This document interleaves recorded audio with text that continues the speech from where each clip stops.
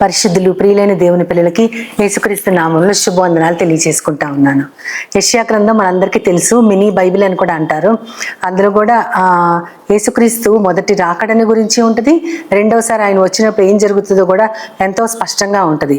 రెండు రకాలుగా యెషయా గ్రంథంలో మనం ఎంతో దేవుని సహాయంతో జ్ఞానంతో దాన్ని చదువుకుంటూ ఉండాలి. అందులో 52వ అధ్యాయము 7వ వచనంలో ఏమని ఉంటుందంటే, సువార్తను ప్రకటించుచు సమాధానమును చాటించుచు సువర్తమానమును ప్రకటించుచు సమాధానమును చాటిస్తూ ఉన్న వారి పాదములు సియోనులో నుండి నీ దేవుడు ఏలుచున్నాడు అని చెప్పు వాని పాదములు పర్వతముల మీద సుందరములై ఉన్నవి అని ఉంటుంది. అంటే దేవుని సువార్తను చాటించే వారి పాదాలు, అదేవిధంగా దేవుని సమాధానాన్ని అందరికీ చెప్పేవారి పాదాలు, దేవుడే మనల్ని ఏలుతున్నాడని చెప్పేవారి పాదాలు, వాళ్ళ పాదాలు పర్వతాల మీద సుందరాలన్నీ ఉంటాయని చెప్పబడి ఉంది. కొంచెం ఒక 3 వచనాల కిందకు వస్తే 10వ వచనంలో ఏమని ఉంటుందంటే, నేను నా పరిశుద్ధ బాహువును అందరి ముందు, నేను ప్రజలందరి ముందు బయలుపరుస్తాను, నా రక్షణని వాళ్ళందరికీ చూపిస్తాను అని ఉంటుంది. యేసుక్రీస్తు వారే దేవుని యొక్క పరిశుద్ధ బాహువు. దేవుడు మనకు అనుగ్రహించిన మొదటి రాకడలో, యేసుక్రీస్తు వారి మొదటి రాకడలో ఆయన రక్షణకర్తగా ఆయన మనకు వచ్చారు. కాబట్టి ఈ 10వ వచనంలో చెప్పబడిన రక్షణ పరిశుద్ధ బాహు అనే యేసుక్రీస్తుని గురించి ఆయన పాదాలు ఎప్పుడు సువర్తమానమని చాటిస్తూ చెప్పే ఆయన పాదాలు ఎంతో సుందరములై ఉంటాయని యేసుక్రీస్తు వారి గురించి చెప్పబడింది. అది లిటరల్గా మనం తీసుకోవచ్చు, లేదా ఆత్మీయార్థంలో కూడా తీసుకోవచ్చు. ఎలా తీసుకున్నా సరే ఆయన కేవలం తండ్రి పని మీదే వచ్చారు, ఆ శుభవర్తమానాన్ని మనకు అందించడానికే వచ్చారు. కాబట్టి ఆయన ఎక్కడ తిరిగినా సరే ఆ వర్తమానాన్ని అందించడం కోసమే.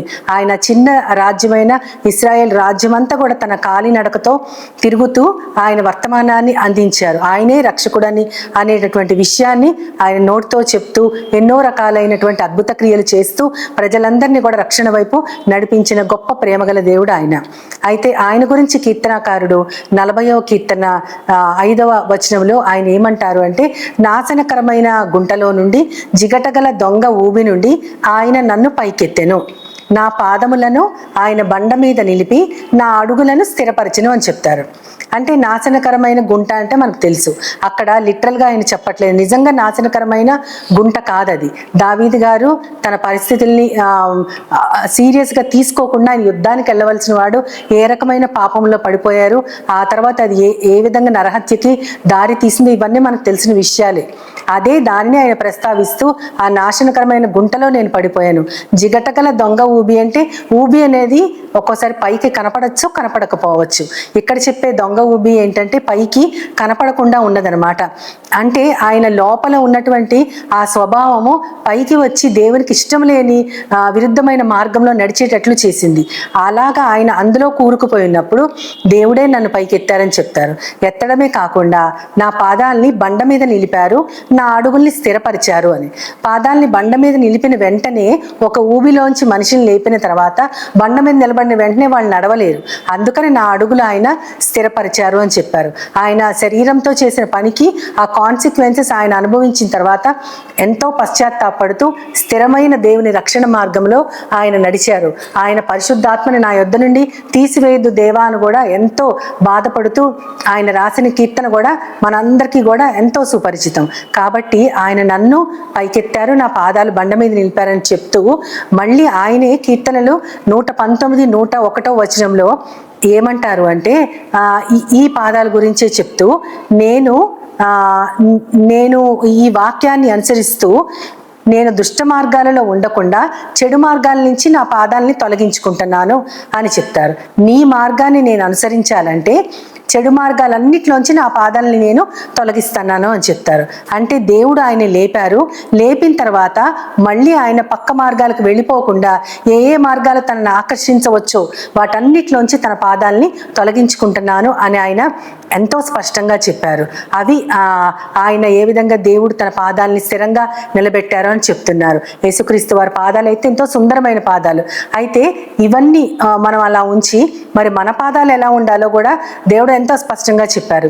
ఎఫెసీయులకు రాస్తూ 6వ అధ్యాయము 15వ వచనంలో ఆయన ఏం చెప్తారంటే, సమాధాన సువార్త వలన సిద్ధ మనసు అనే జోడును మీరు తొడుగుకోండి. సర్వాంగ కవచం గురించి చెప్తూ, మీ పాదములకు సమాధాన సువార్త వలన అయిన సిద్ధ మనసు అనే జోడి. మన పాదాలకి ఎటువంటి జోడు మనం తొడుక్కోవాలి అంటే, సమాధాన సువార్త చెప్పడానికి ఎక్కడికైనా వెళ్ళటానికి మనం రెడీగా ఉండాలన్నమాట.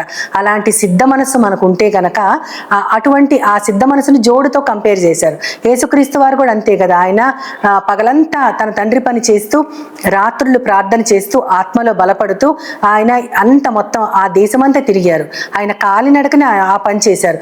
అందుకని ఆయన పాదాలని సుందరములైనవి అన్నారు. మరి మనం ఇప్పుడు మన పాదాలకి ఏ జోడు తొడుక్కోవాలంటే, అక్కడ దాని అర్థం ఏంటంటే, మనం బయటకు వెళ్ళాలంటే మనం కాలికి జోడు లేకుండా వెళ్ళాం.